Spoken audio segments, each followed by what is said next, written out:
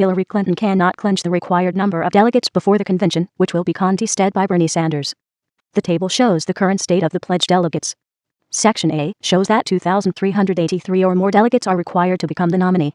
Section B shows that there are 842 pledged delegates still up for grabs.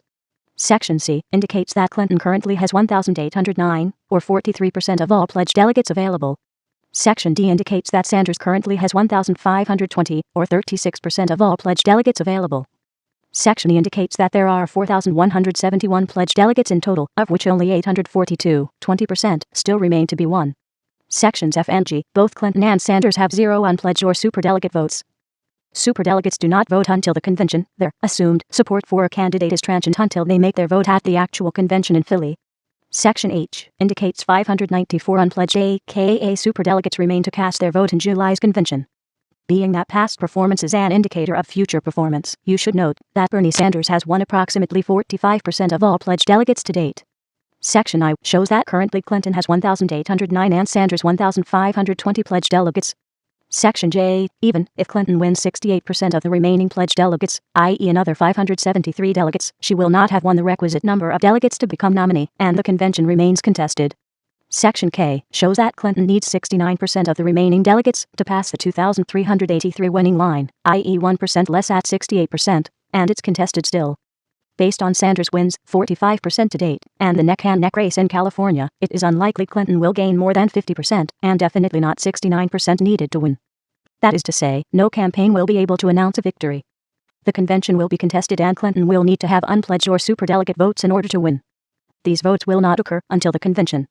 So, if the goal is to beat Donald J. Trump, Sanders will put the case that Clinton came into the race with 400 plus superdelegates stating their intent to vote for her at the July 25, 2016 Philly convention. This was before any other contender had entered the race. In little more than 400 days, the Sanders campaign has come from obscurity in the polls, being 50-plus points behind Clinton, to now amassing 45% of the pledged delegates to date. They have broken historical records for small donor campaign contributions, which translates into voter engagement. They have a massive volunteer structure geared to face-to-face, phone banking, and online advocacy of Sanders and his campaign's policies. His campaign has been nothing short of a political revolution. In addition, looking at the empirical evidence to date, Sanders will put the case that both Clinton and Trump have historic high unfavorables. Clinton's being 55% and only 41% favorable. Trump's being 58% and only 38% favorable. Sanders is the only candidate with high favorables in this race. Sanders is being 49% favorable and only 40% unfavorable. I.e., Sanders has an 11-point lead on Clinton in terms of favorables. Clinton, however, has a 15-point lead on Sanders in terms of unfavorables. In matchups for the general election, Clinton barely beats Trump, only Sanders wins decisively. In the Real Clear Politics aggregate poll in a Clinton versus Trump matchup, Clinton barely beats Trump. She beats him by 1.5 points. In the HuffPost aggregate poll, Clinton again beats Trump by only 4.8 points. I.e., Clinton would beat Trump by between 1.5 and 4.8 points only, not a very comfortable position to be in. However, in the Real Clear Politics poll, Bernie Sanders beats Trump by a healthy 10.4 points, and in the Huffington Post poll, by a similar healthy 11 points. So to reiterate, if the goal is to beat the Republican nominee Donald J. Trump in the general election, then based on Clinton's poor standing in terms of unfavorables, Sanders 40% versus Clinton's 55%, favorables, Sanders 49% versus Clinton's 41%.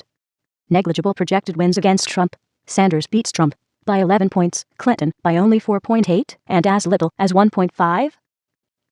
In addition to the State Department's audit findings, current Judicial Watch deposition findings, current FBI investigation, and pending findings, Sanders will make the case that the unpledged superdelegate should favor with the Sanders campaign, which empirically is in better shape to win the fight on a national general stage against the Republican nominee Donald J. Trump.